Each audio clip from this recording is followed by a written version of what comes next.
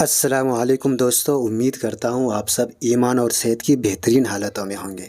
आप देख रहे हैं हलाल स्टॉक एनालिसिस, जहां हम आपके लिए लाते हैं हलाल इन्वेस्टमेंट के मुस्तनद और तहकीक शुदा मौक़े। आज की वीडियो में हम एक इंतहाई और अहम मौजू पर बात कर रहे हैं, इस्लामिक स्टॉक स्क्रीनिंग, यानी वो उसूल और मायार जिनकी बुनियाद पर किसी स्टॉक को शरीयत के मुताबिक हलाल या हराम करार दिया जाता है। ये वीडियो खुद इस्लामिक स्टॉक स्क्रीनर की जानिब से जारी करदा ऑफिशियल स्क्रीनिंग क्राइटेरिया पर मबनी है, ताकि आपको मुकम्मल वजाहत के साथ समझाया जा सके कि किन बुनियादों पर एक स्टॉक शरीयत के मुताबिक होता है। तो वीडियो को आखिर तक ज़रूर देखें, और अगर आप पहली बार हमारे चैनल पर आए हैं तो चैनल को सब्सक्राइब करें, ताकि आपको मिलती रहे हलाल इन्वेस्टमेंट की मुकम्मल रहनुमाई। असल में आज का सेशन लेने का मकसद ये था, आज की जो लाइव चार्ट है, कि कुछ इश्यूज सामने आए थे जो यूज़र की तरफ से। हमारे यूज़र असल में क्या है, पहले इस्लामिक स्टॉक जो है जब स्टार्टिंग में थे तो यूज़र्स वगैरह कम थे, और मतलब जो भी इश्यूज वगैरह आते थे वो इतने खुल के सामने नहीं आते थे। अल्हम्दुलिल्लाह जैसे जैसे यूज़र की जो तादाद है वो इंक्रीज़ होती जा रही है, तो अल्लाह का शुक्र है कि उस वैसे वैसे इश्यूज भी सामने निकल के आ रहे हैं। तो कोई भी चीज़ तो मतलब धीरे धीरे ही सही होती है। और इसीलिए हमारे जब ज़्यादा यूज़र हो गए हैं तो अब हमें, और मतलब जैसे जैसे उनके पॉजिटिव रिस्पॉन्स आ रहे हैं, फीडबैक आ रहे हैं, तो हम अपने आप को इवॉल्व करने की कोशिश करते हैं और हम अपने आप को सही करने की कोशिश करते हैं। किसी भी ऐप को चलाने के पीछे कुछ लोग होते हैं, वो इंसान होते हैं, उनसे भूल भी हो सकती है। तो सबसे अच्छी बात तो ये होती है कि आदमी अपनी गलतियों से सीखे, उसको सुधारे, उसको एक्सेप्ट करे।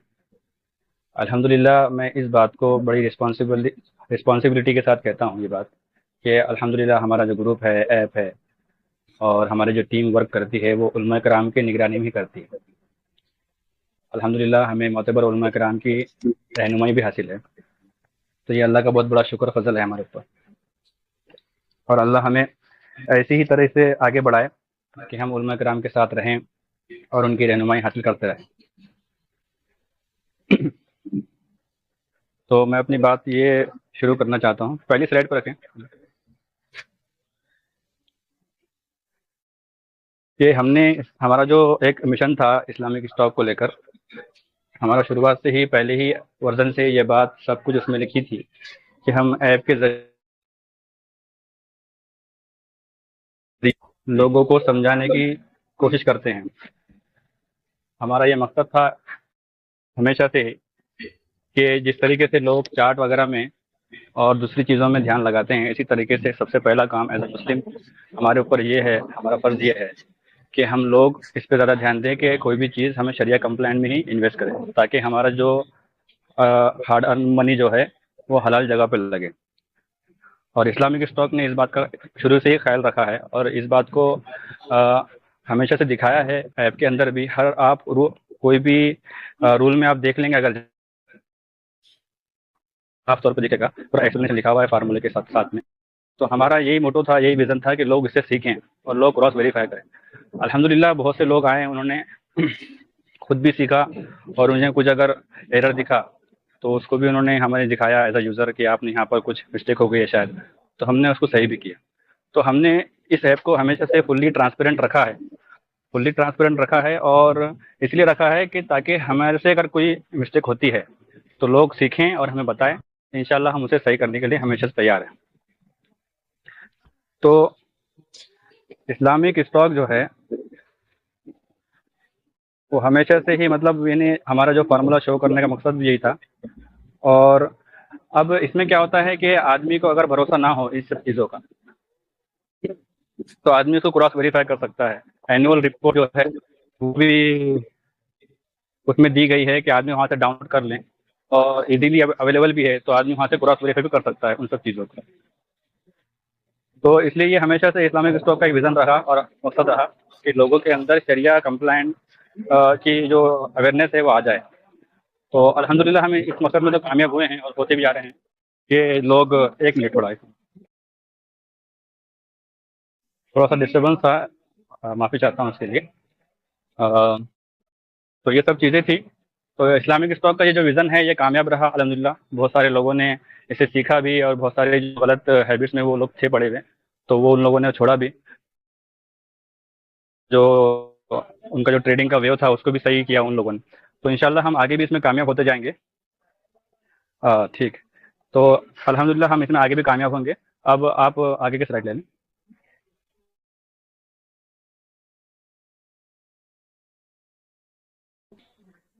तो हमारा एक पहला सा एक ऑनगोइंग इशू था कि लोगों को थोड़ी कन्फ्यूजन थी कि हम लोग पेड है या नहीं है। Sorry for interrupt. हाँ, मैं ये कह रहा था कि हमारी जो ऐप है वो हमेशा से ही मतलब लोगों को ये डाउट है इसमें कि ये पेड है कि क्या है। तो अल्हम्दुलिल्लाह हमें मतलब इस बात में कोई बुराई नहीं है कि इस्लामिक स्टॉक जो है एक फुल्ली पेड ऐप है। आप इसको मान के चल सकते हैं। ये मैं बड़े अपने होश आवाज़ में कह रहा हूँ कि इस्लामिक स्टॉक ऐप जो है वो फुल्ली पेड है। और लेकिन इसमें एक ख़ास बात जो है जिसके लिए ऐप बनाई गई थी, जो ऐप का मेन फीचर है कि हम शरिया स्क्रीनिंग करके देते हैं। हाँ, मैं थोड़ा असल में एक जगह इंगेज हो गया था, उस चक्कर में थोड़ा इंटरप्ट हो रहा है बार बार। इंशाल्लाह कुछ देर में इंशाल्लाह हो जाएगा। अभी उसी पर रखें, पेड ऐप पे। हाँ, तो इस्लामिक स्टॉक जो है ये फुल्ली पेड ऐप है, लेकिन इसमें एक मेन फीचर जो है वो शरिया स्क्रीनिंग का फीचर है। वो कुछ का जारिया के तौर पे चलाना चाहते हैं और चला रहे हैं। इसके पीछे जो भी कॉस्ट होती है, जो भी एफर्ट लगता है, वो लोग बेयर करते हैं। मैं उनका नाम यहाँ पर ज़ाहिर करना नहीं चाहता। तो कुछ लोग ऐसे हैं जो इसे सदका जारिया के तौर पर लेके चलते हैं, और यही ऐप का मेन फीचर है। और इसी में ही सबसे ज़्यादा मेहनत हमें लगती है कि हम शरिया स्क्रीनिंग करके आप लोगों को दिखाएं। तो ये तो हमने यहाँ पर क्लियरिफिकेशन दे दिया कि ये एक फुल्ली पेड ऐप है, लेकिन इसका जो मेन एक फीचर है, जो शरिया स्क्रीनिंग जिसे हम कहते हैं, और लोग ये जान पाते हैं कि भैया शरिया स्क्रीनिंग है या नहीं, आप कोई भी शरिया कंप्लाइंट स्टॉक है या नहीं, तो आप इजीली उसमें से देख सकते हैं, वो बिल्कुल फ्री है। और इसी तरीके से हमने इसमें कुछ फीचर रखे हैं। हमारा मेन एक फीचर था इसमें स्क्रीनर करके। तो स्क्रीनर के अंदर में भी एक बात मैं क्लियरिफाई कर दूं कि उसमें दो आपको उसमें मिलेंगे, एक उसमें फ्री है वर्जन और एक एडवांस लेवल का है। तो जो लोग बिगिनर हैं, जो लोग सीख रहे हैं, जो लोग प्रो लेवल तक नहीं गए हैं, तो वो लोग इजीली जो अपना फ्री वाला वर्जन जो है, बेसिक जो स्टैंडर्ड है, तो वो चीज़ें यूज़ कर सकते हैं, वो चीज़ें यूज़ कर सकते हैं। और मेरे ख्याल से कोई चीज़ की ज़रूरत भी नहीं है ऐसी। एक मिनट।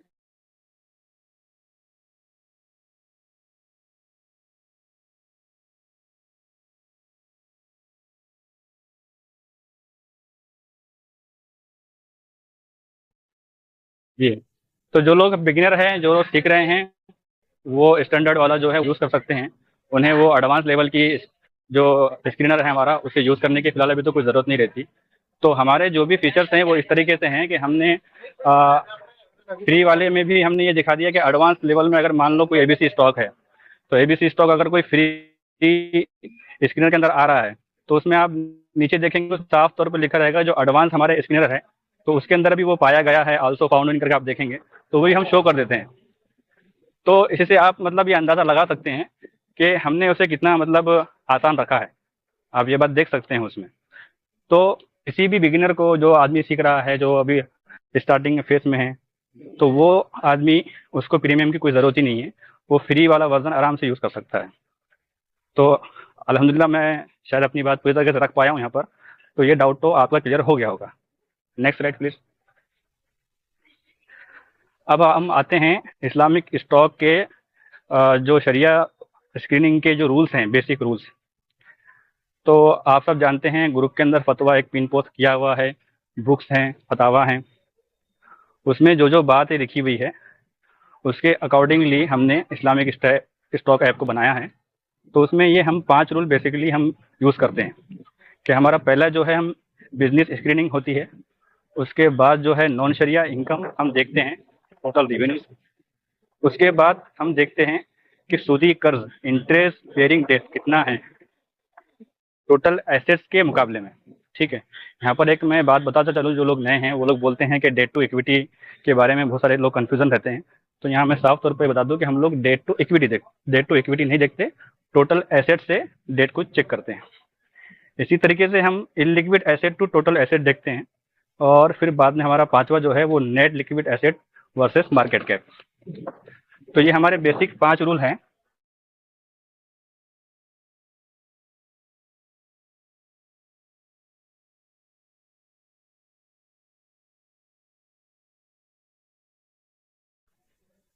हमारे बेसिक 5 रूल थे जो मैंने आपके सामने रखे। इंशाल्लाह इसमें तो कोई डाउट नहीं होगा, इसी पे ऐप काम करती हैं और इसका एक्सप्लेनेशन जो है ऐप के अंदर अवेलेबल है। अब हमारा पहला जो बिजनेस है जिसकी हम स्क्रीनिंग देखते हैं, तो हम इसको बाद में देखेंगे, इसको हम लास्ट में रखते हैं। सेकंड स्लाइड कर दीजिए डॉक्टर साहब।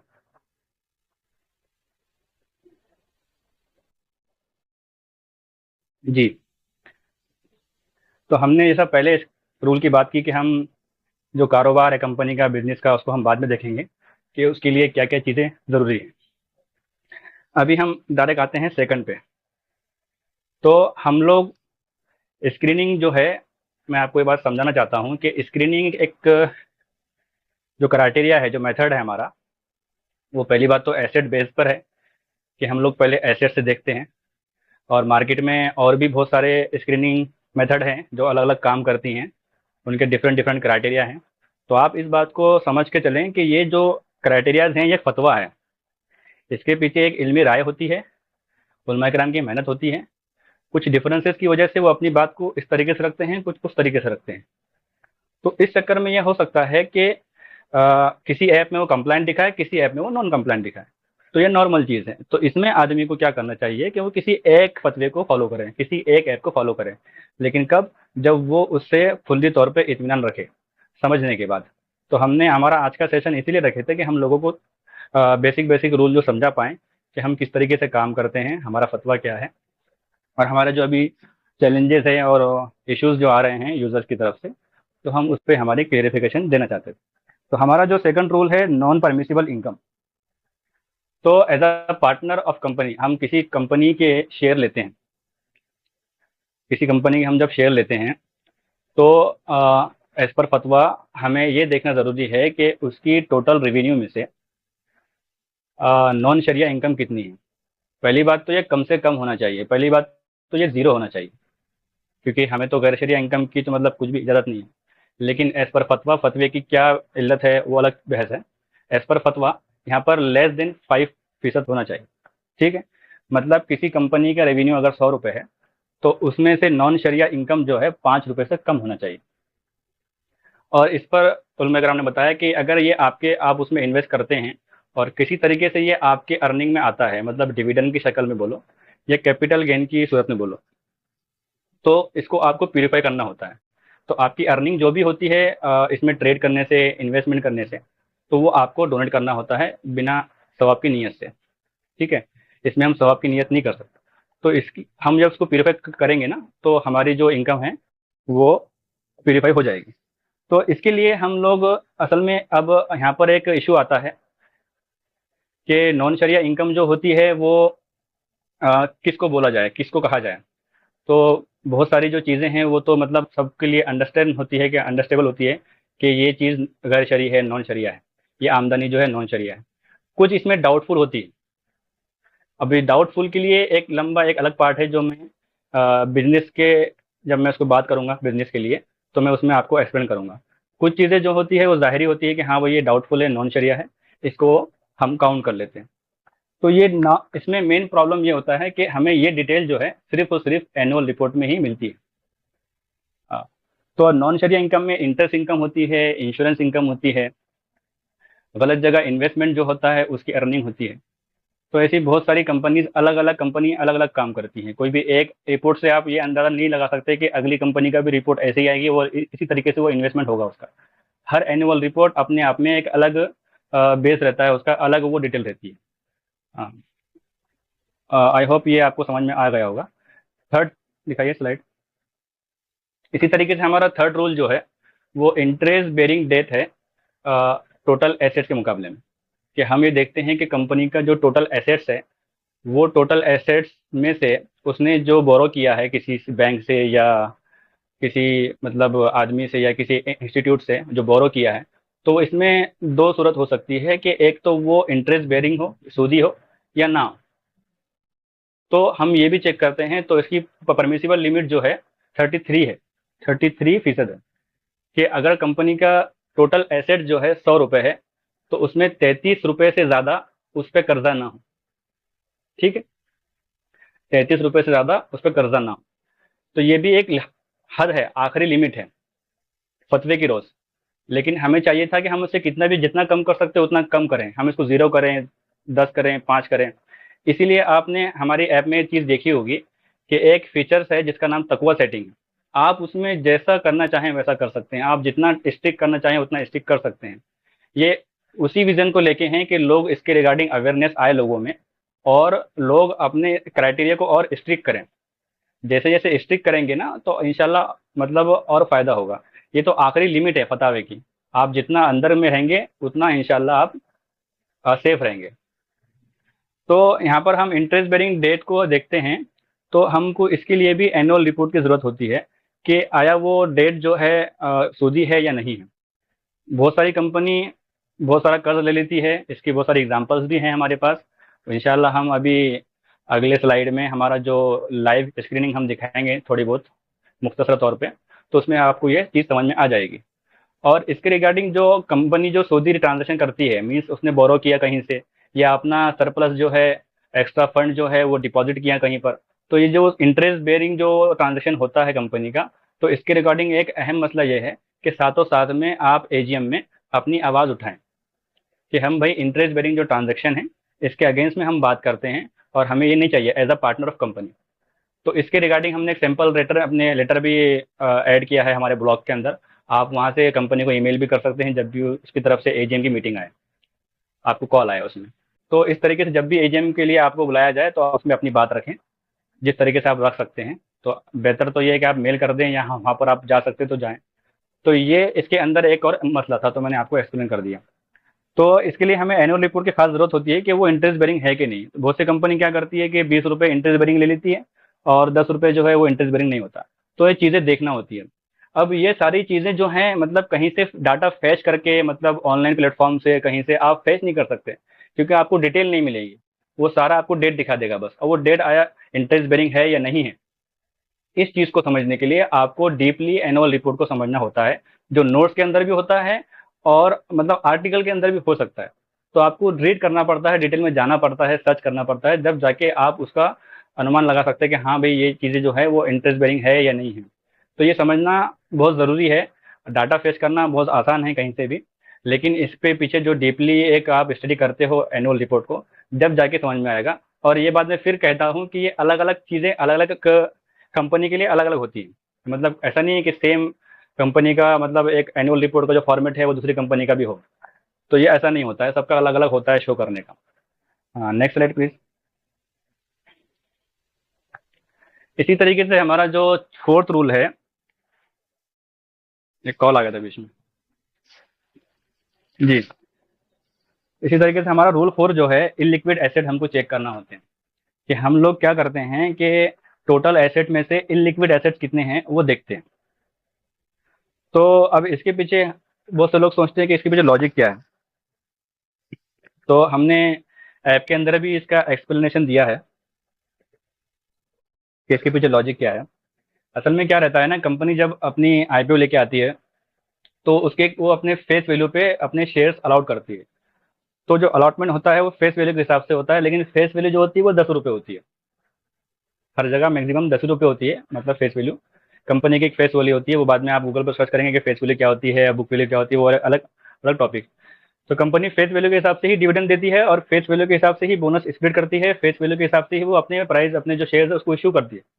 लेकिन फेस वैल्यू तो 10 रुपये रहता है। लेकिन आप जब देखेंगे, जब आप उसका आईपीओ सब्सक्राइब होगा, जब कंपनी का आप शेयर लेंगे, तो वो हो सकता है 200 का हो, 300 का हो, 4000 का हो, 5000 का हो। एमआरएफ तो आपका 1 लाख रुपए का भी है। तो फेस वैल्यू 10 रुपये। तो इसके पीछे लॉजिक क्या है कि फेस वैल्यू से ज़्यादा पर बेचने के लिए आपको ये देखना ज़रूरी है कि कंपनी के पास जो है वो कुछ फिक्स एसेट्स है कि नहीं, कुछ इन्वेंट्री उसकी है कि नहीं, कुछ मशीनें उसकी है कि नहीं, कुछ टेंजेबल एसेट्स के पास है कि नहीं। इसके पीछे लॉजिक क्या है कि आप जो है वो 10 रुपए के बदले में किसी से 11 रुपए नहीं ले सकते। मान लो आपका जो एक शेयर है वो रिप्रेजेंट कर रहा है कंपनी के एसेट्स को, अपने बैकएंड में वो कंपनी के एसेट्स को रिप्रेजेंट करता है कि एक मेरा जो कंपनी का शेयर है वो पीछे देख रहा है कि उसमें कितने एसेट्स है, तो उसके हिसाब से वो डिवाइड होगा। तो वो एसेट देखेगा कि हाँ भाई चलो कंपनी के पास कुछ बिल्डिंग्स हैं, इन्वेंट्री है, कुछ मशीन्स वगैरह हैं, कुछ उसके इंटेंजिबल एसेट्स हैं। तो ये अगर ज़्यादा हैं, लिक्विड एसेट अगर ज़्यादा हैं, तो आप उसको या कुछ मिकदार में है, तो आप वो मतलब यानी वो जब रिप्रेजेंट करता है एक शेयर उसको पीछे में, तो वो इस तरीके से आप देखें उसको, 10 रुपए की एग्जाम्पल लें, 10 रुपए इज इक्वल टू एक शेयर पकड़ लें आप। तो 10 रुपए जो है उसमें से वो ऐसा कर रहा है कि 10 रुपए में से 10 रुपए का एक शेयर है, तो वो शेयर क्या रिप्रेजेंट कर रहा है कि उसके पास 30 रुपए के जो है फिक्स एसेट्स हैं। फिक्स एसेट में मैंने जैसा बताया, inventory, intangible asset, tangible asset जो भी है वो है, बाकी पूरे लिक्विड एसेट उसके पास है। तो अभी ऐसा हो गया कि कंपनी के पास कुछ चीज़ें ऐसी भी है, या इसको हम एक एग्जांपल से और समझते हैं कि आपके पास अगर एक सोने का कॉइन है, गोल्ड का कॉइन है, तो अगर आपका 24 कैरेट का गोल्ड का कॉइन है और किसी दूसरे के पास भी 24 कैरेट का गोल्ड का कॉइन है, तो आप उसको सेम इस पे आप एक्सचेंज कर सकते हैं। लेकिन इन केस अगर आपने उससे ज़्यादा ले लिया, 24 कैरेट का जो 1 ग्राम का गोल्ड का कॉइन है, आपने उसकी जगह 1.2 या 1.5 कॉइन ले लिया उसके पास से, तो आपने रिबा लिया। रिबा मीन्स इंटरेस्ट हुआ ये आपका, या आपने कम पे दिया तो आपने इंटरेस्ट पे दिया। इसी तरीके से उसमें इंटरेस्ट इन्वॉल्व हो जाता है। तो अगर आप वो सोने के कॉइन पे, गोल्ड के कॉइन पे अगर कुछ डायमंड लगा दें, कुछ लगा दें, कुछ ऐसी मतलब ऐसी माले तिजारत लगा दें जो उसकी वैल्यू को और आगे कर दे, तो अब आप वो एक कॉइन को है ना अपने ज़्यादा कीमत पर बेच सकते हैं। यानी मीन्स आप उसको एक्सचेंज जब करोगे तो वो ज़्यादा पे कर सकते हैं आप। तो यही लॉजिक शेयर के पीछे भी है कि कंपनी के पास अगर पूरा पूरा कैश है, तो अगर कंपनी के 10 रुपए के हिसाब से अगर आप एक शेयर ले रहे हैं, तो वो रिप्रेजेंट कर रहा है पूरे पूरे कैश को। अब उसको आप ज़्यादा कीमत पर नहीं बेच सकते। आप अगर 11 रुपए पे सेल करेंगे तो आप उसको नहीं सेल कर सकते, क्योंकि आपने अगर 11 रुपए सेल किया तो वो एज अ इंटरेस्ट माना जाएगा। आपने 9 रुपए भी सेल किया तो वो भी इंटरेस्ट माना जाएगा, क्योंकि आप जब एक्सचेंज करोगे अपने पैसों का, तो वो सेम वैल्यू पे कर सकते हैं, ना कि कम ज़्यादा पे। तो इसीलिए इसमें फ़िका का ये रूल है कि कभी भी किसी चीज़ के ट्रेड कर रहे हैं आप, तो उसमें ऐसे माल होना ज़रूरी है जो अपने आप में एक वैल्यू रखता हो। तो इसीलिए फतवे की रॉ से कम 20% होना चाहिए टोटल एसेट के अगेंस्ट में। आपका जो रेशो है इलिक्विड एसेट्स का, वो 20% होना चाहिए। बाकी जगह पे, बाकी फ़िका के अंदर ये और ज़्यादा भी है। तो इसलिए आप ऐप में देखोगे कि सेटिंग में 20 के बाद रखा है। आप 20 से इसको 30 कर सकते हैं, 40 कर सकते हैं, 50 कर सकते हैं। तो इस तरीके से आप अगर इसमें ऐप में भी देखेंगे इसका एक्सप्लेनेशन, तो आपको इजीली और अच्छे समझ में आएगा। Next slide please. इसी तरीके से net liquid asset versus market cap. अब जो हम अपना जो ट्रेड करते हैं किसी भी शेयर का, वो मार्केट वैल्यू पे करते हैं। तो इसके लिए इसमें एक्स्ट्रा चेक और लगाया गया है। ये आप इसको मिरर इमेज बोल सकते हैं फोर्थ रूल की। इसके पीछे भी सेम लॉजिक है, लेकिन वो क्या है, फेस वैल्यू से ज़्यादा कीमत पर बेचने के लिए हमें वो चीज़ देखनी है। लेकिन हमें एक चीज़ और देखनी है कि शेयर के पीछे हम जो शेयर सेल कर रहे हैं, वो सेल करने के पीछे हमारा जो है वो टोटल कैश ना हो, नेट लिक्विड एसेट ना हो। ठीक है। तो हमारा जो वैल्यू हो, मार्केट कैप, मार्केट वैल्यू जो हो, वो नेट लिक्विड से ज़्यादा होना चाहिए, जब भी हम उसको सेल कर सकते हैं। अगर मार्केट वैल्यू कम है और नेट लिक्विड आपका ज़्यादा है, मीन्स 10 रुपये में आपका कैश ज़्यादा है, तो आप उसको मतलब नहीं बेच सकते। आपकी मतलब मार्केट वैल्यू ज़्यादा होना चाहिए और नेट लिक्विडिटी जो है वो कम होना चाहिए। मीन्स आपका कैश कम होना चाहिए और जो प्राइस पे आप बेच रहे हैं वो मार्केट वैल्यू ज़्यादा होना चाहिए। तो ये इसको आप मिरर इमेज बोल सकते हैं। इसकी एक बेटर एग्जांपल है जो ऐप में है, आप इसको रीड करें, वो आपको इजीली और समझ में आ जाएगा। एक्चुअली क्या टाइम कम है, तो मीन्स और भी कई मीटिंग्स वगैरह हैं, तो टाइम कम होने की वजह से मैं शॉर्ट में निपटा रहा हूँ इसको। तो आप लोग एक बार ऐप में देखेंगे तो सबकी चीज़ें एग्जाम्पल हैं। और किसी को अगर इंग्लिश नहीं भी आती है ना, तो वो गूगल ट्रांसलेटर का यूज़ भी कर सकता है, ताकि वो उसमें देखे अपने लैंग्वेज के हिसाब से उसको समझ सकता है। या बुक्स वगैरह भी हैं, बुक्स भी देख सकते हैं। इंशाल्लाह ये नेक्स्ट वेबिनार में भी और अच्छे से एक्सप्लेन हो जाएगा। अ, ठीक है, नेक्स्ट स्लाइड प्लीज।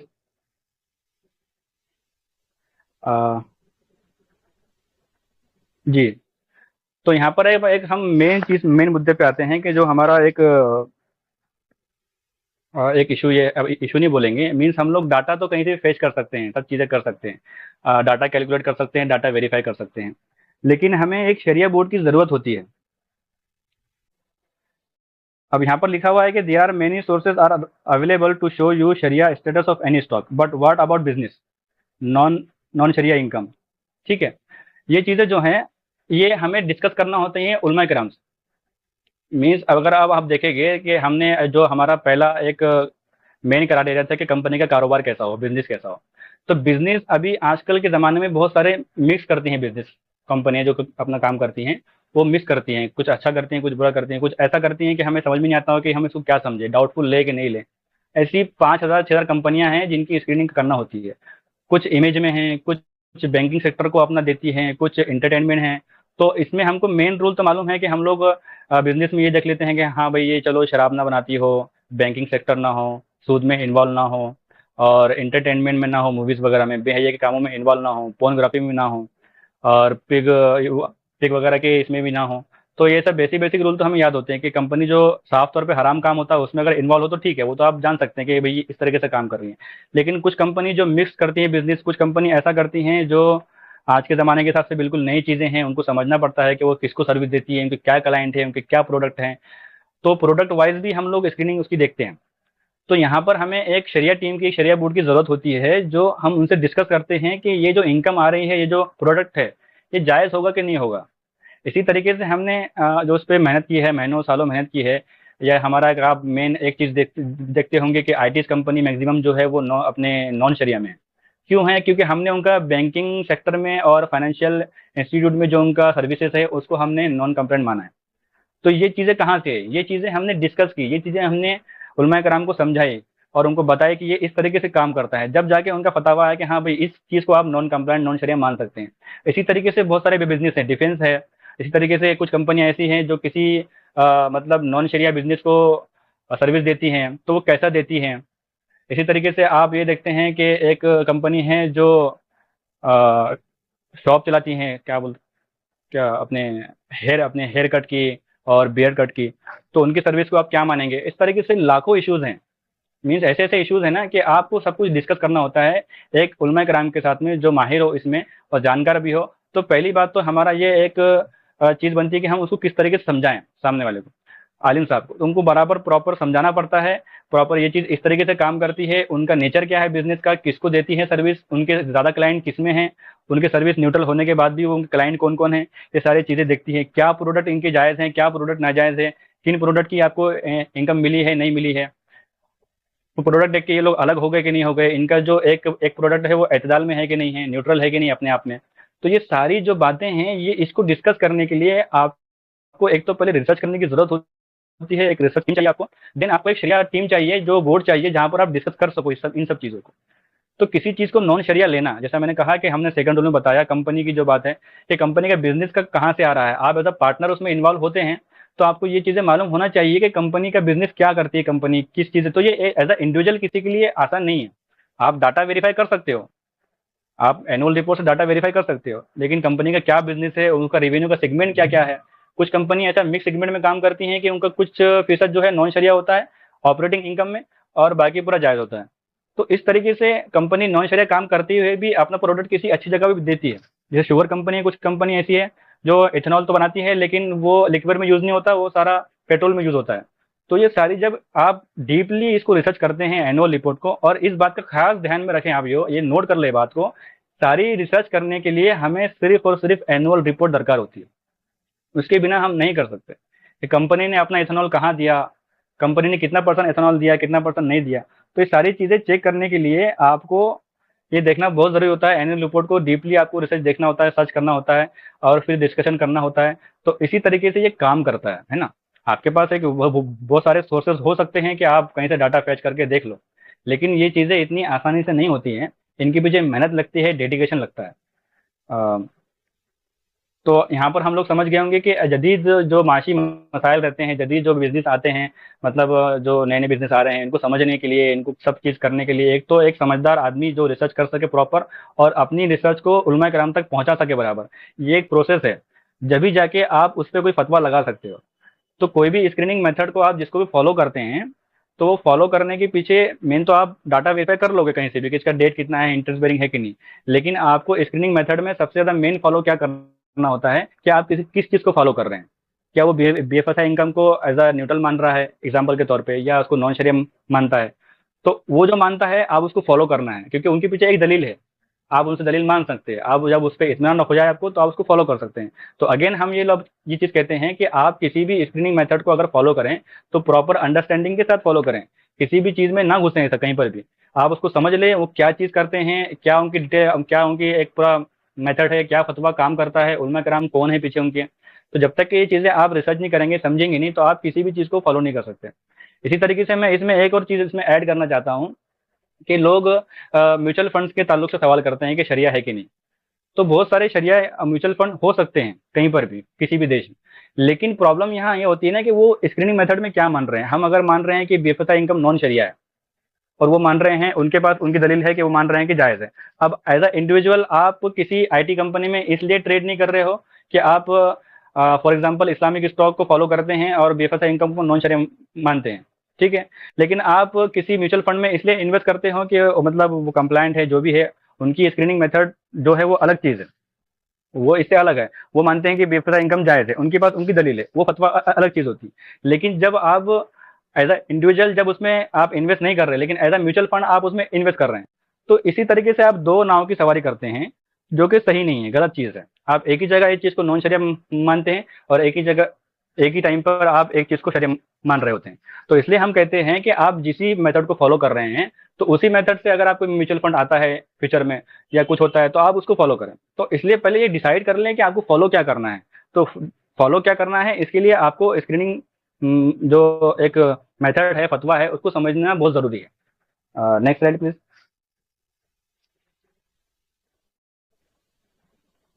हाँ, अब ये तो हो गई हमारी शरिया स्क्रीनिंग की बात कि हम किस तरीके से करते हैं, और उम्मीद है मैं अपनी बात प्रॉपर रख पाया हूँ। कुछ बीच में डिस्टर्बेंस आ गया था, कुछ काम में एंगेज था, घर में मेहमान वगैरह थे, तो इसके लिए माफ़ी चाहता हूँ मैं। अ, एक हाँ, और हमारा ये तो हमने कर दिया एक्सप्लेन। अब इसमें हमारे कुछ इश्यूज हैं, कुछ चैलेंजेस हैं स्क्रीनिंग करने के अंदर। एज अ ह्यूमन हमारे कुछ चैलेंजेस होते हैं जो हम फेस करते हैं, और आजकल हमारे अल्हम्दुलिल्लाह अल्लाह का लाख लाख शुक्र है कि हमारे यूज़र्स बहुत ज़्यादा हो गए हैं, और हमें अलग अलग प्लेटफॉर्म से भी हमें इस चीज़ की इंक्वायरी आती रहती है, मेल पे, टेलीग्राम पे। इस सब चीज़ें हमें मालूम होती है कि भाई आपने ये कैसा किया, ये कैसा किया, ये उसमें ये हो गया, उसमें ये हो गया। तो हमें इश्यूज आते हैं, हम उसको रिजॉल्व करने की कोशिश करते हैं। कुछ हमारी तरफ से mistake या डिले होता है तो हम इसको भी एक्सेप्ट करते हैं। तो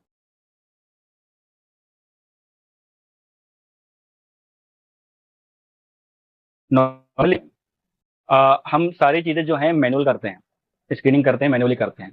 अब इस बात का खास ख्याल रखें कि इस बात को नोट कर लें कि एनुअल रिपोर्ट जो है वो लेट आती है। कंपनी क्वार्टरली बेसिस पे हमारे जो क्वार्टरली रिजल्ट जो हैं वो शो करती हैं, उसको प्रॉफिट लॉस दिखा देता है, उसकी बेस पे हम शरिया स्क्रीनिंग नहीं कर सकते। एक बेस आती है जो कुछ कंपनी नहीं देती है, उसमें डिटेल नहीं होती है, उसकी बेस पर हम शरिया स्क्रीनिंग नहीं कर सकते।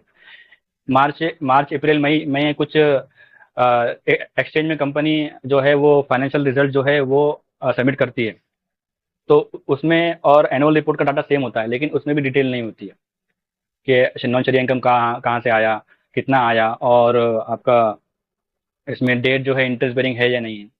तो ये चीज़ें बाकी वेबसाइट वगैरह पे जहाँ से डाटा ऑटो फ्लैश वगैरह होता है, तो ये मई और अप्रैल के दरमियान में आ जाता है। लेकिन वहाँ से आप आपको नहीं मालूम होता है कि ये जो चीज़ें हैं वाकई में नॉन शरिया है या नहीं है।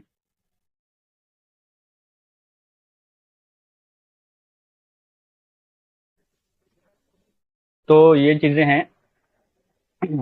तो इसके लिए हमें एनुअल रिपोर्ट का वेट करना होता है। नॉर्मली जो है सितंबर तक के सारे ही कंपनीज की एनुअल रिपोर्ट आ जाती है। आप ऐसा मान के चलिए मोटा मोटी कि मई से लेके सितंबर के बीच में, तो कंपनी अपनी जो 5,000 है वो अपने आते रहती हैं उनकी एनुअल रिपोर्ट्स।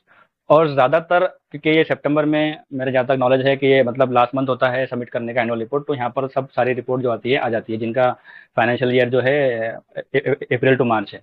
तो वो अपनी रिजल्ट जो है, अपनी एनुअल रिपोर्ट जो है वो सितंबर में लाती है, सितंबर तक लाती है। अब क्या हो गया कि कुछ महीनों तक तो हमारा काम जो है सही चलता है, और ये हर साल ऐसा ही होता है। ऐसा नहीं कि आज मतलब कुछ नया साल आ गया कि कुछ ऐसा हो गया। तो हर साल हमारे साथ ये चीज़ें हम फेस करते हैं कि सितंबर में जो है हमें ज़्यादा एनुअल रिपोर्ट्स आती हैं। और इस बात को एक्सप्लेन करने से पहले मैं ये बात कह दूं आपको कि डाटा एंट्री, डाटा फीड जो है उसको जो रिसर्च जो टाइमिंग लगता है, तो उसमें डिले होने के चांसेस बहुत ज़्यादा हैं। मैं आपको ये बात भी कॉन्फिडेंस के साथ कहता हूँ, कह सकता हूँ कि दिगेर जो भी प्लेटफॉर्म्स हैं जहाँ पर शरिया स्क्रीनिंग दिखाई जाती है, जहाँ पर सर्च करते हैं, जहाँ पर लोग यूज़ करते हैं, तो सेम चैलेंजेस उनको भी है। ऐसा नहीं है कि ये सिर्फ इंडिविजुअल एक इस्लामिक स्टॉक के चैलेंजेस हैं, ऐसा आप बिल्कुल भी ना समझें। आप उनको देखें, आप लगे तो रिसर्च कर सकते हैं इस चीज़ पे कि किसका डाटा कब अपडेट होता है, किसका डाटा कितना डिले होता है, किसका डाटा कैसे काम करता है।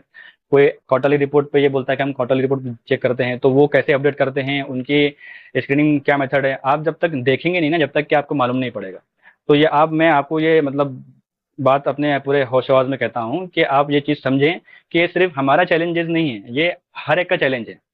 तो ये हम क्या करते हैं कि हमने हमारी जो एक ऐप ट्रांसपेरेंट है, यहाँ पर सब चीज़ें आपको दिखती हैं, आप क्रॉस वेरीफाई कर सकते हैं, इसीलिए हमारे पास क्वेश्चंस भी ज़्यादा आते हैं। और इसीलिए हम टेलीग्राम एक ग्रुप खोल के बैठे हैं कि जितनी भी क्वेरीज आए हम उनको आंसर करेंगे। नहीं तो हमको इन सब चीज़ों की क्या ज़रूरत थी, हम तो हो सकता था एक ऐप बना लें और दे दें लोगों को, आप यूज़ करो मत करो, जैसे बहुत सारी ऐप ने किया है। हमने लोगों के इंटरेक्शन के लिए क्या उनकी क्वेरीज है, क्या उनके मशरिया रिलेटेड जो इश्यूज़ है उनको हम कैसे सॉल्व कर पाएँ। हमें अगर कोई चीज़ नहीं मालूम, हम उलमा किराम से कनेक्ट होकर उनसे बात करके उनको जब तक उनसे हम सॉल्यूशन देते हैं उन लोगों का।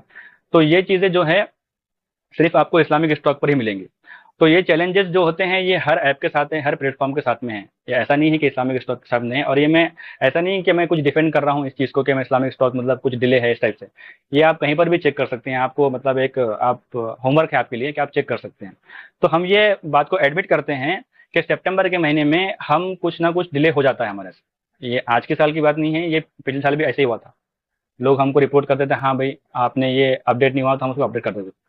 तो अभी फिलहाल में सितंबर में लगभग अप्रोक्सीमेटली 2000 के करीब रिपोर्ट्स आ चुकी हैं सिर्फ सितंबर में, मतलब विद इन 20 डेज। तो इसमें ऐसी कंपनीज भी होती हैं जो ट्रेडिंग नहीं करती, तो हमको उनको भी देखना होता है।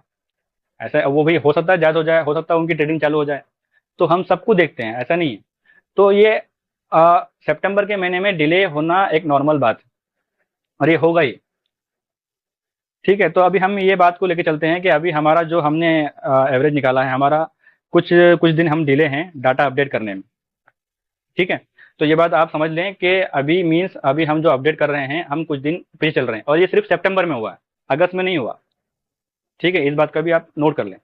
तो ये डिले हर एक का चैलेंज है और ये हमारे भी चैलेंज है। इसके लिए हम फ्यूचर में या बहुत जल्दी ही एक हमारे पास कुछ सॉल्यूशन भी आए हैं, यूज़र ने हमको सॉल्यूशन दिया है, उसको हम इंशाल्लाह इम्प्लीमेंट कर देंगे ताकि आपको ये डिले का इशू ना मिले। मतलब कोई आदमी बाय मिस्टेक ऐसी जगह इन्वेस्ट ना कर दे जो नॉन शरिया हो चुकी हो और ऐप में अपडेट ना हो डिले की वजह से। हो सकता है वो 2 दिन उसने लिया और सेल कर दिया हो, ऐसा भी हो सकता है। तो ये वाकई में एक इशू है, हम मानते हैं इस बात को। तो इसके लिए हमने एक सॉल्यूशन निकाला है और उस पर डिस्कशन हो रही है, इसको किस तरीके से इम्प्लीमेंट होना है। ये बात करके इंशाल्लाह बहुत जल्दी आपको ये चीज़ दिख जाएगी इंशाल्लाह। तो ये आपका जो इशू है वो सॉल्व हो गया, इसको हम एडमिट करते हैं, उसका क्या सोल्यूशन है हमने आपको दिखा दिया। अब यहाँ पर एक इशू होता है हमारे सामने कि क्या इस्लामिक स्टॉक एक बिजनेस है। तो आप अपने जहन में खुद सोचें कि क्या यह बिजनेस है क्या। इसी तरीके से मैंने पहले एक्सप्लेन किया आपको कि हम लोग जो हमने कहा कि इस्लामिक स्टॉक एक पेड ऐप है। Paid app in the sense हमारे मेन फीचर जिसमें हमें सबसे ज़्यादा मेहनत होती है और जिसके नाम से ये ऐप काम करती है, जिसके नाम से ये फेमस है, तो वो काम जो हमारा फ्री है कुछ लोगों की वजह से, जो ये समझते हैं कि ये हमारा सदका जारिया है, और उसके पीछे जो भी एफर्ट लगता है, जो भी खर्चा लगता है, जो भी कॉस्ट होती है, वो लोग बियर करते हैं। तो अल्लाह हमको खूब जज़ाय खैर दे, अल्लाह उनका ये अमल कबूल करे। आप लोगों से दरख्वास्त करूँगा कि आप दुआ करें कि अल्लाह उनका ये जो अमल है उसको कबूल करे और अल्लाह उनको उनके लिए आसानी फरमाए। तो इंशाल्लाह ये आगे भी फ्री रहेगा जब तक कि हम उसको बेयर कर सकते हैं, जब तक कि हम ताकत है, और इंशाल्लाह ये हम पूरी कोशिश करेंगे कि इसको हम फ्री रखें, और इंशाल्लाह फ्री ही रहेगा। अब रही बाकी जो फीचर्स की बात है वो तो पैड है, वो तो हम मानते हैं। क्योंकि अब हम यहाँ एक्सप्लेन करते हैं कि इस्लामिक स्टॉक क्या बिजनेस है। अभी हमारे एक कुछ प्लान्स हैं, इसको आप इस तरीके से समझिए कि जो बिजनेस होते हैं वो 2 टाइप के होते हैं। एक होता है बिजनेस खुद को रिच करने के चक्कर में, मीन्स आदमी इतना लूट करता है किसी चीज़ के लिए कि वो ना हलाल देखता है ना हराम देखता है, वो बस कमाना चाहता है। तो इस तरीके का एक बिजनेस होता है। एक बिजनेस वो होता है जो लोगों के फायदे के लिए भी होता है। ठीक है, हो सकता है किसी आदमी को वहाँ से इनकम मिले, है ना, हो सकता है किसी आदमी को वहाँ से इनकम मिले, लेकिन उससे ज़्यादा लोगों को फायदा होता है। यानी आप इसको एग्जाम्पल समझे कि चीज़ है 10 रुपए की और वो चीज़ आपको मिल रही है 2 रुपए में, है ना। तो ये भी आप इसको बोल सकते हैं कि ये बिजनेस है। हाँ, तो हम मानते हैं कि इस्लामिक स्टॉक एक बिजनेस है। ठीक है, इस पॉइंट ऑफ व्यू से कि हम लोग यही चाह रहे हैं कि हम लोग कंप्लीट सॉल्यूशन दें उम्मत को। हम लोग शरिया स्क्रीनिंग से लेके हमारा फ्यूचर में बहुत सारे प्लान्स हैं। हम स्मॉल केस भी आने वाला है, आप दुआ करें कि अल्लाह हमें इसमें आसानी और कामयाब करे। और इस तरीके से हम म्यूचुअल फंड के लिए भी कोशिश कर रहे हैं। तो हम ये चाह रहे हैं कि एक मतलब सेटअप कायम हो, ताकि जो मुस्लिम उम्मा की जो एक फाइनेंशियली तौर पे जो ये चीज़ें उनको शरिया कंप्लाइंट चीज़ें नहीं मिलती हैं और शरिया कंप्लाइंट म्यूचुअल फंड नहीं मिल पाता है जिस चीज़ को फॉलो करते हैं उस स्क्रीनिंग के हिसाब से, स्मॉल केस नहीं मिल पाता है, कुछ लोगों के पास टाइमिंग नहीं है, कुछ लोगों के पास कुछ प्रॉब्लम्स हैं, कुछ लोग सीख नहीं सकते हैं, कुछ लोग बस डायरेक्ट इन्वेस्ट करना चाहते हैं एसआईपी के थ्रू। तो ये सारे ही इश्यूज जो हैं हमारे जहन में हैं, तो हम इसको किस तरीके से सॉल्व कर सकते हैं, तो इसके लिए हम पूरा एक सेटअप बना रहे हैं इंशाल्लाह, और इंशाल्लाह अल्लाह हमें कामयाब करेगा इसमें। आप लोगों से दुआ की खास तौर पे हमें से रिक्वेस्ट है कि दुआ करें। तो इस सेंस में आप बोल सकते हैं कि इस्लामिक स्टॉक एक बिजनेस है। हम ऐसा एक बिजनेस हम ऐसी तिजारत है हमारी कि हम इंशाल्लाह इससे उम्मत को फ़ायदा हम दिलाएंगे, और इंशाल्लाह ये बिजनेस जो है अल्लाह हमारा कबूल करेगा। तो आप इस सेंस में इसको समझ सकते हैं, और उम्मीद है मैं इस चीज़ को समझा पाया हूँ। अगर फिर भी डाउट है तो आप पूछ सकते हैं बाद में। Next slide please. अब हमने इश्यूज के बारे में तो बात कर ली। कुछ लोगों को इश्यूज थे, कुछ यूजर को इश्यूज थे कि इस तरीके से आप काम करते हैं। कुछ लोगों के अंदर मिसकंसेप्शन थे कि भाई हाँ क्या आप मतलब क्या चाहते हैं उम्मत से, उम्मत उम्मत बोल के क्या कर रहे हैं। तो मैंने आपको क्लियर कर दिया, और मैं ऐसा वो करता हूँ, उम्मीद करता हूँ कि मैं अपनी बात पूरी पूरी रख पाया हूँ। अब हमारे पॉजिटिव साइड कहाँ है, क्या क्या है। इस्लामिक स्टॉक की सबसे बड़ी पॉजिटिव साइड ये है कि इस्लामिक स्टॉक आपको कंप्लीटली एक मेथड देता है। ऐसा नहीं है कि सिर्फ आपको शरिया स्क्रीनिंग करके दे दिया, ये उसके बाद के जो मसाइल हैं, जुज़ी मसाइल, उसके लिए भी हम मेहनत करते हैं। हमारा आप ब्लॉग सेक्शन में जाएंगे, वहाँ चेक करेंगे ना, तो कंप्लीटली आपको एक पूरा पैकेज है, समझ रहे हैं आप, कि आप किस तरीके से आगे उसमें मतलब आपके साथ में अगर कुछ नॉन कंप्लाइंट हो गया, क्या हो गया, सबकी डिटेल्स आपको ब्लॉग में अपने मिल जाएगी। तो ऐसा नहीं है कि हमने एक ऐप बना दी उसको छोड़ दिया, अब जिसको यूज़ करना है करो, नहीं ऐसा नहीं है। उसके जो पूरे मसाइल हैं, जो साइड के मसाइल जो होते हैं, वो पूरे हमने कवर किए हैं, और अल्हम्दुलिल्लाह जो आगे आगे आ रहे हैं उनको भी देखते जाएंगे। तो हमारा सब मेन तो ये चीज़ है हम, कि हमारी जो स्क्रीनिंग जो है, हम 24 घंटे अवेलेबल हैं। शरिया के रिलेटेड जो भी क्वेश्चंस आते हैं, हमने ग्रुप खोला है उसके लिए, जहाँ पर बातें आती हैं तो हम उनको सॉल्व करते हैं। बाकी जो मसाइल हैं शेयर मार्केट के, उसको भी हम देखते हैं, उसके लिए हमने बहुत सारे ब्लॉग्स वगैरह लिखे हैं, आप उसको देख सकते हैं। तो और क्या करना चाहिए, शरिया नॉन कंप्लाइंट हो गया, कंप्लाइंट हो गया, इसके लिए भी हमारे पास एक ऑप्शन है आपके पास। उसके में क्या फतवा है, क्या उलमा कराम की रिसर्च है, वो भी आपके पास अपने ब्लॉग में आप चेक कर सकते हैं। तो ये हमारा सबसे मेन एक आप उसको पॉजिटिव साइड बोल सकते हैं। दूसरी पॉजिटिव साइड हमारी ये है कि इस्लामिक स्टॉक जो है fastest in updating data according to annual report. तो ये आप माने ना माने, हो सकता है कुछ कोई लोग मान ले, कोई चीज़ ना कोई लोग ना माने, लेकिन इसके लिए आपको रिसर्च करना पड़ेगी, आपको देखना पड़ेगा। मैं आपको ये भी एक होमवर्क देता हूँ कि आप देखें कि कौन सी प्लेटफॉर्म कौन सा डाटा कब अपडेट करता है, और इस्लामिक स्टॉक इसमें कितना फास्ट है। हम ये भी एडमिट करते हैं एक जगह पर कि हम डिले भी हैं, लेकिन वो डिले होने के बावजूद भी हमने वो चैलेंज को ओवरकम करके हम कितने फास्ट हैं, ये भी हमारा एक पॉजिटिव साइड है। तो आप एक्चुअली क्या, ये मैनुअल है स्क्रीनिंग, तो हम डिले तो एडमिट करते हैं, और उसके लिए क्या सोल्यूशन होगा हमने वो भी आपके सामने रख दिया। वो आपको इंशाल्लाह नेक्स्ट अपडेट में दिख जाएगा बहुत जल्दी। और हम ये भी एडमिट करते हैं कि हम सबसे ज़्यादा फास्ट भी हैं। तो आप इसको चेक कर सकते हैं बाकी दूसरे सोर्सेज से।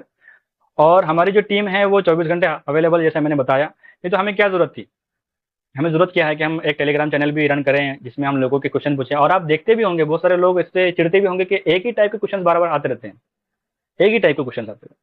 तो अल्हम्दुलिल्लाह अल्लाह ने हमें हिम्मत दी है इस ताल्लुक से, और अल्लाह हमें आगे भी हिम्मत दे, ताकि हम लोगों के ये अपने क्वेरीज वगैरह आती हैं इनको सॉल्व कर पाएँ। और हमारे ये टेलीग्राम का चैनल, मतलब आप ये सोचें, एक भी चैनल ऐसा नहीं है जो आपको कंप्लीट सॉल्यूशन दे सकता हो। आप खुद देखें, खुद सर्च कर लें, टेलीग्राम देख लें, व्हाट्सअप देख लें, कुछ भी देख लें, आपको एक भी प्लेटफॉर्म ऐसा नहीं मिलेगा जहाँ पर आपकी तमाम जो क्यूरीज हैं शेयर मार्केट के रिगार्डिंग, वो आपको यहाँ ना मिलती हो। और इसकी जगह इसकी जैसा कोई और है क्या, वो आप चेक कर लें। तो ये हमारे पॉजिटिव साइड हैं। और हमें जो चीज़ें नहीं मालूम होती हैं, जो हमें उलमा कराम से डिस्कस करना होती हैं, वो भी हम उलमा कराम से डिस्कस करके फिर लोगों को भी उसके क्वेश्चन का आंसर देते हैं। और ये चीज़ हम लास्ट के 2 साल से कर रहे हैं, ठीक है। स्टार्टिंग के हमको 3 साल हो गए, स्टार्टिंग का ईयर हमारा इनिशियल फेज में निकल गया। लेकिन हम जैसे जैसे हमने आपकी जो अपने आप को इवॉल्व किया, हमने अपने आप को सही करने की कोशिश की, तो ये आप सबकी दुआओं से हुआ कि हम लोग ने इतना इसमें, अल्लाह ने हमें हिम्मत दी, और अल्लाह हमें कबूल कर रहा है इस काम के लिए, कि हम इसमें लगातार लगे हुए हैं, और हमने बहुत कुछ किया है इसके लिए अल्हम्दुलिल्लाह। ये मतलब मैं एज़ अल्लाह के फ़ज़ल के तौर पे ये बात को कह रहा हूँ, ना कि एक गुरूर के तौर पे, कि अल्लाह का फ़ज़ल है कि अल्लाह ने हमें इस काम के लिए कबूल किया, और हमने इसके लिए मेहनत भी की है, और सफ़र भी किया है बहुत सी जगहों का। और हम जो काम करते हैं ना, अल्लाह का फजल है, सुम्मा अल्हम्दुलिल्लाह, हमारे मोतबर उलमा कराम हैं जो हमारी हर क्वेरीज को सुनते हैं। हमारी शरिया टीम में भी है, हमारी टीम के अंदर भी है, और उलमा कराम हैं जो हमसे बातचीत करते हैं, हमको अपना हमारे जो डिस्कशन होता है हमको अपने दिखाते हैं, हम किस तरीके से काम करते हैं वो भी हमको दिखाते हैं।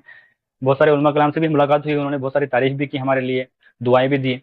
तो इस तरीके से हम काम करते हैं, और इस बात का आप बिल्कुल फिक्र ना करें कि हम उलमा कराम से दूर हैं या अलग हैं। हम उलमा कराम के अंडर में ही काम करते हैं। हमारी टीम भी है, डेडिकेटेड टीम है, हमारे ग्रुप के अंदर भी उलमा कराम है, हमारे साइड बाय साइड उलमा कराम है जो हमें हमेशा हमारी रहनुमाई करते रहते हैं। अल्लाह हमको खूब जदा कर दे, अल्लाह हम कबूल करे इस काम के लिए भी। और इस तरीके से हमारे न्यू फीचर्स जो हैं इस्लामिक स्टॉक्स में वो आने वाले हैं। हम एकेडमिक का फीचर लाने वाले हैं, बहुत सारे फीचर्स भी हम लाने वाले हैं इंशाल्लाह। इशरत भाई आगे लास्ट में बताएंगे, अनाउंस करेंगे इस बारे में। Next slide please.